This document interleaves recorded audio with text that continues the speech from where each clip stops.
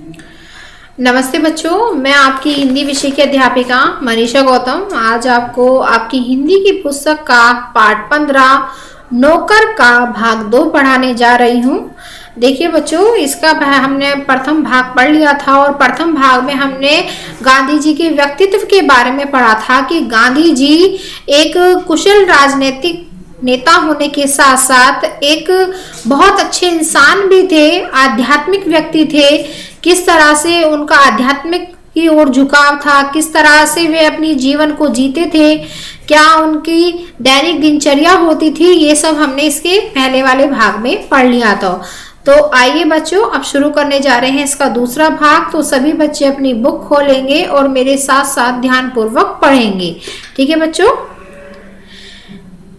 शरीर से जब तक बिल्कुल लाचार ना हो तब तक गांधी जी को यह बात बिल्कुल पसंद नहीं थी कि महात्मा या बूढ़े होने के कारण उनको अपने हिस्से का दैनिक शारीरिक श्रम न करना पड़े। यानी कि उन्हें बिल्कुल भी पसंद नहीं था कि उनके हिस्से का कार्य कोई और करे। जब तक उनके हाथ पैर अच्छे से चलते थे, अगर वह बीमार नहीं है, अस्वस्थ नहीं है, तो वह अपने कार्य को खुद ही करने में सक्षम होते थे। उनमें हर प्रकार का काम करने की अद्भुत क्षमता और शक्ति थी। वह थकान का नाम भी नहीं जानते थे। दक्षिण भारत में बौर युद्ध के दौरान उन्होंने घायलों को स्ट्रेचर पर लादकर एक दिन में 25-25 मील तक ढोया था। वह मीलों पैदल चल सकते थे। दक्षिण अफ्रीका में जब वे टालस्टॉय बाड़ी में रहते थे, तब पास के शहर में कोई काम होने पर दिन में अक्सर 42 मील तक पैदल चलते थे। इसके लिए वे घर में बना कुछ नाश्ता साथ लेकर सुबह 2 बजे ही निकल पड़ते थे। शहर में खरीदारी करते और शाम होते होते वापस फार्म पर लौट आते थे। उनके अन्य साथी भी उनके इस उदाहरण का खुशी खुशी अनुकरण करते थे। जो उनके साथी थे वो उनका अनुकरण करते थे कि किस प्रकार से गांधी जी इतने एक्टिव थे, इतने सक्रिय थे, प्रत्येक कार्य को लेकर वो हर कार्य करने में सक्षम थे। ये सब इस पाठ में आप पढ़ रहे हैं। एक बार किसी तालाब की भरमाई का काम चल रहा था, जिसमें गांधी जी के साथ साथी लगे हुए थे।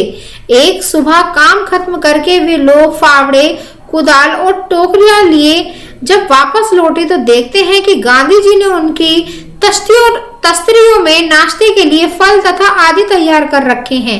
एक साथी ने पूछा, आपने हम लोगों के लिए यह सब कष्ट क्यों किया?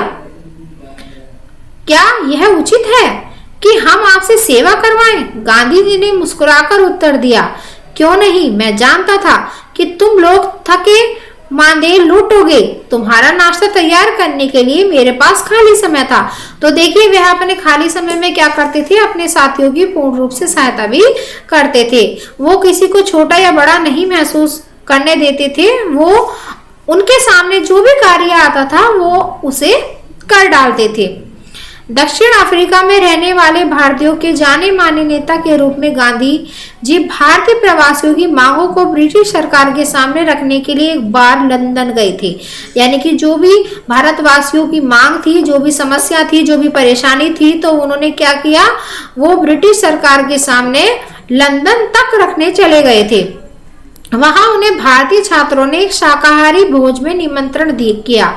छात्रों ने इस अवसर के लिए स्वयं ही शाकाहारी भोजन तैयार करने का निश्चय किया था। तीसरे पहर 2 बजे एक दुबला पतला और छरछरा आदमी आकर उनमें शामिल हो गया और तश्तरियां धोने, सब्जी साफ करने और अन्य छुटपुट काम करने में उनकी मदद करने लगा। बाद में छात्रों का नेता वहां आया तो क्या देखता है कि वह दुबला पतला आदमी और कोई नहीं, उस शाम को भोज में निमंत्रित उनके सम्मानित अतिथि गांधी थे।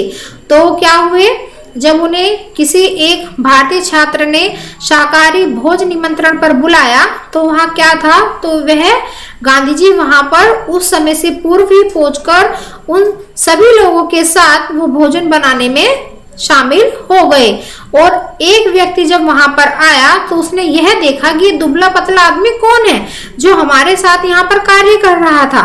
तो वह और कोई नहीं जो रात को उनके अतिथि बनकर आने वाले थे, वह स्वयं गांधी जी थे, जो उनके कार्यों में उनका हाथ बटा रहे थे। गांधी दूसरे से काम लेने में बहुत सख्त थे, लेकिन अपने लिए दूसरों से काम कराना उन्हें पसंद नहीं था।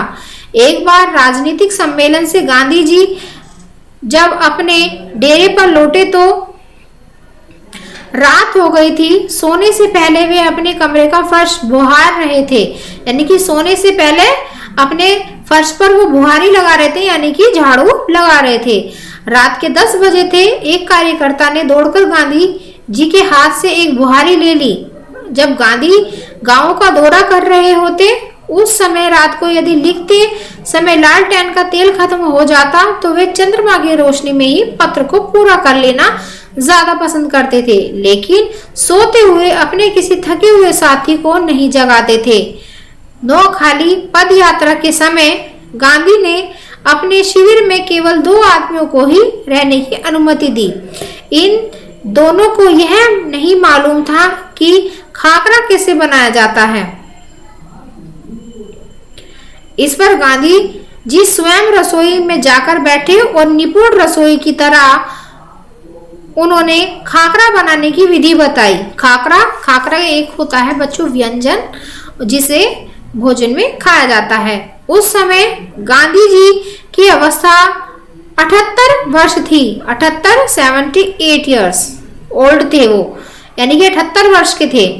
गांधी को बच्चों से बहुत प्रेम था। अपने बच्चों के जन्म के 2 माह बाद उन्होंने कभी किसी दाई को बच्चे की देखभाल के लिए नहीं रखा था।